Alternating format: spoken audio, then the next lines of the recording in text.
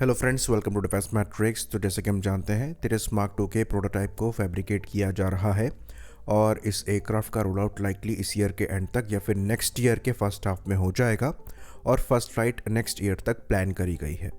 तो ये एयरक्राफ्ट काफ़ी एम्बिशियस प्रोग्राम है इंडिया का, क्योंकि ये मिग 29 और मिराज जैसे एयरक्राफ्ट को रिप्लेस करने वाला है और 2030 के अराउंड इसका सर्विस इंडक्शन प्लान किया जा रहा है, जो कि बढ़कर 2031-32 तक जा सकता है। तो ये कैपेबिलिटी वाइज करंट तिरस मार्क 1A से कई मामले में ऊपर होगा।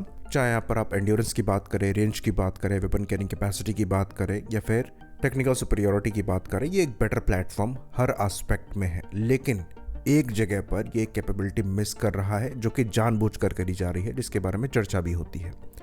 तो तिरस मार्क 1A में इंटरनल कैनन दी गई है, तिरस मार्क 2 में ये मिसिंग होगी। और जो पिक्चर्स निकलकर सामने आई हैं इस प्लेटफॉर्म की, जिसमें एक एडिशनल हार्ड पॉइंट उस जगह पर देखा जा सकता है जहां पर तिरस मार्क 1 की गन है, ये प्रूफ करता है कि यहाँ पर इंटरनल कैनन नहीं है। साथ में टेंडर डॉक्यूमेंट्स भी ये प्रूफ करते हैं कि यहाँ पर इंटरनल कैनन के बजाय पॉड बेस्ड कैनन को डेवलप किया जा रहा है, जिसको यूज़ किया जा सकेगा। तो इसको लेकर कुछ कंट्रोवर्सी भी है और कुछ लॉजिकल रीजनिंग भी है। कंट्रोवर्सी ये है कि अगर आप इनसे कैनन हटा लेंगे और कभी एयरक्राफ्ट को डॉग फाइट में घुसना पड़ा, तो पायलट के पास कोई लास्ट ऑप्शन नहीं होगा जिससे वो फाइट कर पाए। और वियतनाम वॉर में ये परेशानी फेस करी गई थी, जहाँ पर F4 फैंटम को यूज़ किया जा रहा था मिसाइल्स के साथ, और अल्टीमेटली ये देखा गया कि मिसाइल एक्यूरेट नहीं है और कैनन मिसिंग है, तो वो ईजी टारगेट बन गए थे। लेकिन इस इंसिडेंट को हुए दशकों बीत चुके हैं। एयर टू एयर मिसाइल सब पहले से बहुत ज़्यादा एक्यूरेट और डेडली हो चुकी हैं, और इवन अब क्लोज कॉम्बैट मिसाइल को यूज़ करेंगे, इसके चांसेस पहले से काफ़ी ज़्यादा कम हो चुके हैं। कैनन की बात आप छोड़ दीजिए, अगर आप रिसेंट किसी भी कॉन्फ्लिक्ट को उठाकर देख लें जिसमें दो एयरक्राफ्ट आपस में एक दूसरे के अगेंस्ट आए भी हैं, तो वहाँ पर डॉग फाइट की सिचुएशन नहीं पड़ी है। यहाँ पर हम खाली इंडिया और पाकिस्तान के केस में बात नहीं कर रहे हैं, जो कि ऑप्शन दूर में फेस ऑफ हुआ था।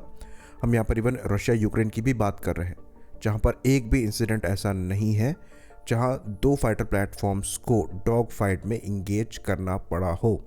इवन क्लोज कॉम्बैट मिसाइल भी बहुत रेयरली यूज़ हुई है। हाँ, इनका फंक्शन एंटी ड्रोन ऑपरेशंस में ज़रूर आया है, जहाँ पर एनिमी ड्रोन्स को कॉस्ट इफेक्टिवली शूट डाउन करने के लिए कैनन्स का इस्तेमाल किया गया है। लेकिन उस पर्टिकुलर ऑपरेशन के लिए परमानेंटली इंटरनल कैनन को कैरी करना कोई समझदारी नहीं है।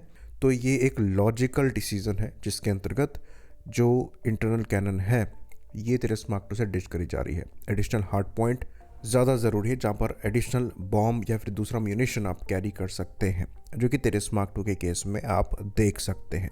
साथ में जो इंटरनली स्पेस बच रहा है, उसका इस्तेमाल दूसरे LRUs के लिए भी किया जा सकता है।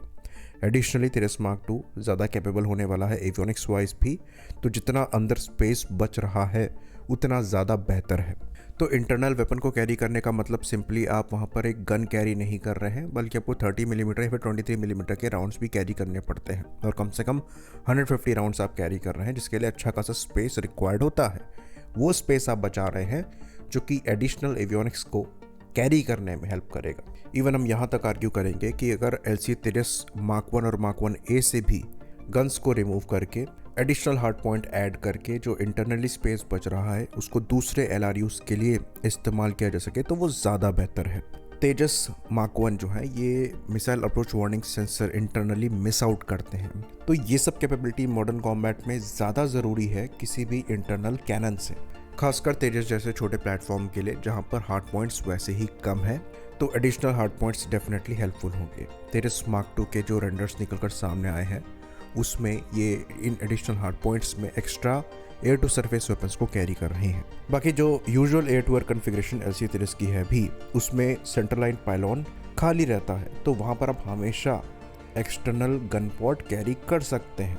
तो इंटरनल कैनन से ज़्यादा ज़रूरी मिसाइल अप्रोच वार्निंग सेंसर है और pod based infrared search and track system है। तो तिरस मार्क 2 में वाइस डिज़ाइन चॉइस है, और इसलिए हमारा आर्ग्यूमेंट था कि जो 97 एडिशनल तिरस मार्क 1 ऑर्डर किए गए हैं, उसके लिए थोड़ा वेट करके कुछ चेंजेस इम्प्लीमेंट करके वहाँ आगे बढ़ना ज़्यादा बेहतर रहता। बाकी AMCA में भी लाइकली आपको इंटरनल कैनन नहीं मिलेगी।